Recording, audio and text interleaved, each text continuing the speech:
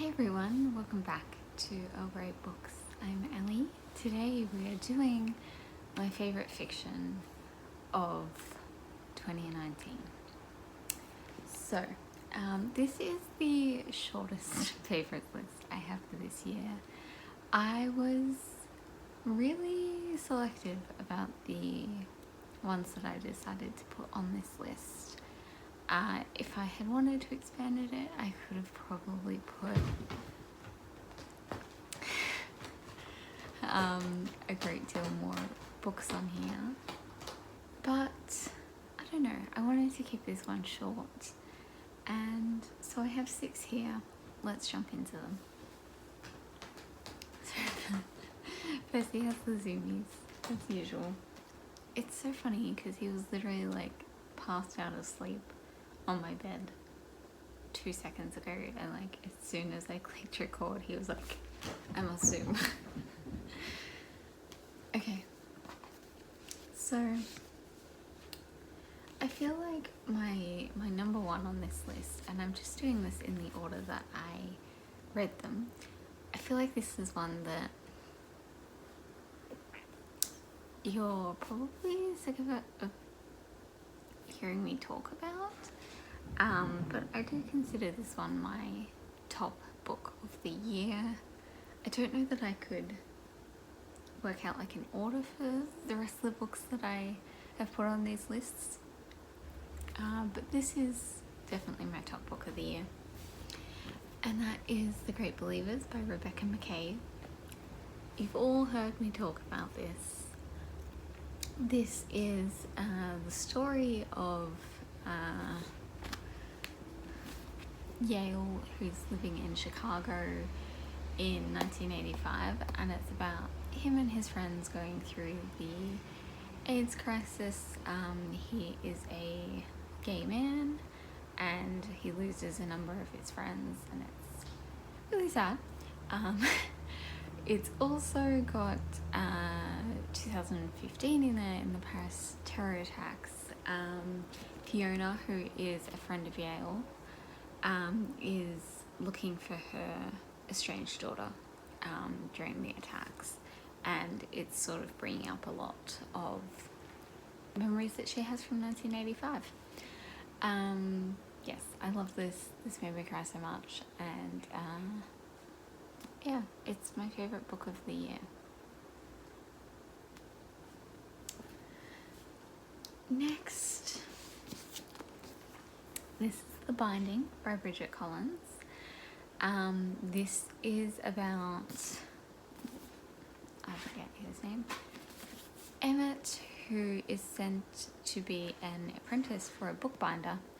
And in this world, bookbinders, they bind people's lives into books. And this is just incredible. And I don't want to say too much because it's one of those that's really good to just like read and learn about as you... Give me 1 second. He's stolen something he shouldn't. Cats, am I right? So yes, this is one to sort of find out about as you read. I will say that the start is very slow, but it is definitely worth continuing to push through. Next, I've sort of this year gotten back into reading classics, and hopefully maybe at the end of 2020, start of 2021, I might actually have like a favourites classic list, which I haven't had. I sort of dropped off reading classics in like, I don't know, 2015. But I have one on the list today. That is Persuasion by Jane Austen. This was my first time reading Persuasion. Previously, I've read Northanger Abbey and Pride and Prejudice, both twice. But this was my third little foray into Austen, and I've seen all the adaptations of everything, so I love them. And now it's just getting around to the books. Persuasion is maybe my top 2.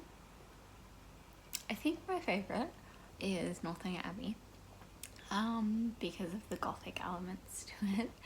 But I really love Persuasion as well. I think it's a great one, and it makes me really sad that people don't appreciate this one as much as the others. But yes, definitely a favourite for 2019. This is Washington Black by Essie Udgan. I bought this one in 2018 towards the end of the year. It was nominated for the Man Booker that year, and I'd had a few books in 2018 that I read that were part of the Man Booker, and I really enjoyed all of them, so I thought I would give this one a go, and I loved it. This one is like a cross between so many different things. It's got like a few like Great Expectation almost elements to it, and it's full of adventure, and it's just a really great book. The writing is incredible. I've since read, she wrote a little like non-fiction essay. Percy just knocked my list off the couch because he wanted to sit down. I've since read her little essay that she wrote. It's like a non-fiction little essay about home, which is called Dreaming of Elsewhere, which I really liked. And I've also since bought her Half-Blood Blues, so you could say that I am willing to let Essie Udgan become a favourite author of mine. Okay, number 5, The Water Dancer by Ta-Nehisi Coates. This book is just incredible. So this one follows, I always forget the characters' names. Hiram, who is a African American man living in, I don't really know what the time is, but I don't think it gives me an exact year. But he's living at the same time as the Underground Railroad, and so he is the illegitimate son of a white man, a rich white man who lives in town, and this is sort of about his life, and he basically becomes a slave for them, and it's sort of about,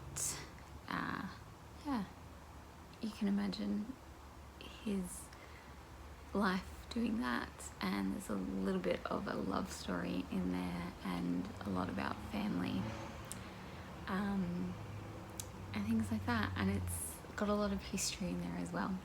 Don't want to spoil it, but there are some pretty awesome people in here, and yeah, I just love this one.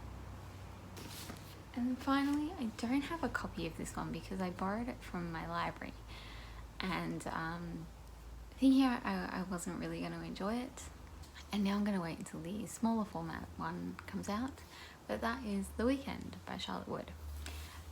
So this is the story of 3 older women who go to their friend's beach house over Christmas to clean up. Their friend has recently passed away, and their friend's partner is selling the house, so they're going there to sort of clean it out for her and take anything that they might want. As you can imagine, it's pretty emotional. There's a lot of stuff in here that's very poignant, and just a lot of honest things about grief. Like, it's not always easy, and it's not glamorous by any measure. And yeah, like, that's kind of how I felt about this book. I know some people don't like it, but that was kind of what I got out of it personally. And I definitely think it's it's a book that you have to be in a particular mood for. If, you know, you're after something light, it's sort of like, it's one of those books that the cover looks light. The description almost makes it sound like it's going to be like a fun romp. And yeah, I was sobbing at like 11 o'clock at night over my e-reader, so there we go. Anyway, that's my favourites list. Fiction. Got one more to do, my poetry favourites. And yeah, hopefully I'm still going. I've got 4 videos left to film before I go on my holiday. So hopefully you're going to see them all. You'll find out on Friday when my favourite poetry of 2019 should be up. So hopefully I will see you all then. Thanks for watching. Bye.